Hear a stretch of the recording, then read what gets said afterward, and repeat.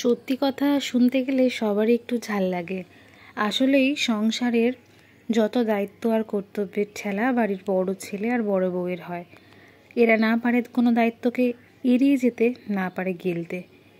এর মাঝখানে ফ্যাসা কলে ফেসে তারা সারা জীবন পিষে মরে। সবার জন্য দায়িত্ব কর্তব্য পালন করতে করতে নিজেদের কথাই আর ভাবা হয় না। আর যাদের জন্য সবথেকে বেশি দায়িত্ব কর্তব্য পালন করা হয় তাদের থেকে পাওয়া হয় শুধু অবহেলা আর তুচ্ছতাচ্ছিল্য। এই মেজো সেজো ছোট এদের কথা না হয় নাই বললাম, এরা একটু ইগনোর হয়, মানে এরা এত হাইলাইটেড হয় না কোনো ফ্যামিলিতেই। বড় আর ছোটদেরই সবাই বেশি একটু নজরে রাখে। ছোটরা যেহেতু ছোট, তাদের সবাই একটু আতপুতু করে। এরা কোনো দায়িত্ব সামলাতে পারবে না বলে এদের ঘাড়ে কোনো দায়িত্বই দেওয়া হয় না, যার মজা এরা সারা জীবন নিয়ে নেয়। এই কাহিনী হয়তো ঘর ঘর কি কাহিনী, তবে আজকে আমার ঘরের কাহিনীটা কি তোমাদের সাথে একটু শেয়ার করি। শনিবার দিন ছিল, তাই নিরামিষ রান্নাবান্না। বর বলেছে বেশি রান্নাবান্না করার দরকার নেই, বাজারে সবজির অনেক দাম, তাই তুমি যত শর্টকাটে পারো রান্না করো। 2টো ফুলকপি এনে দিয়েছি, একটা ফুলকপি কিন্তু রান্না করবে। এই কথা শুনে তো আমার মাথায় হাত। একটা ফুলকপি দিয়ে 3 জন মানুষ দুবেলা খাবো, তাই আমি ভাবলাম যে একটু বড়া করে ওর মধ্যে দিয়ে দেবো। আর তার সাথে বানিয়েছিলাম একটু মটর ডাল টমেটো দিয়ে। এরকম টক ডাল, মটর ডাল, টমেটো দিয়ে খেতে আমার ভীষণ পছন্দ। আর তার উপর একটু ধনেপাতা কুচিও ছড়িয়ে দিয়েছিলাম।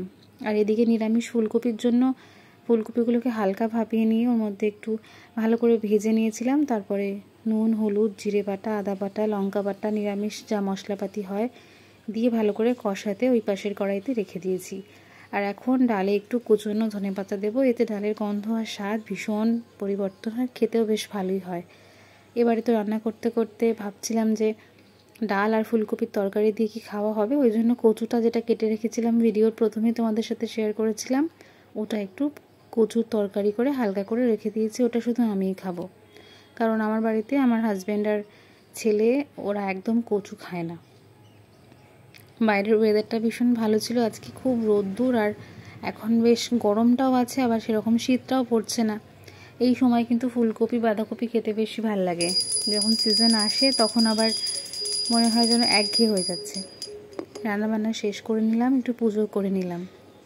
আর ওদিকে ছেলে বললো, মা আমি ডাইনিংয়ের হলটা মুছে দেবো। ওকে বললাম তুই ডাইনিংটা ভালো করে মুছে দে, আমি ততক্ষণ পুজো সেরে ভাতটা বাড়বো। ভাতটা বেড়ে নিলাম একটু ছোট ছোট করে। ডালের বড়াও করেছিলাম, ওটা আমার ডাল দিয়ে খেতে বেশি ভাল লাগে।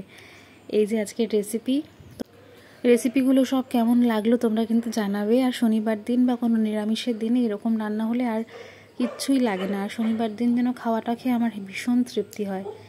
তাহলে আজকের মতো গল্প এখানেই শেষ হলো। তোমরা সবাই খুব ভালো থেকো।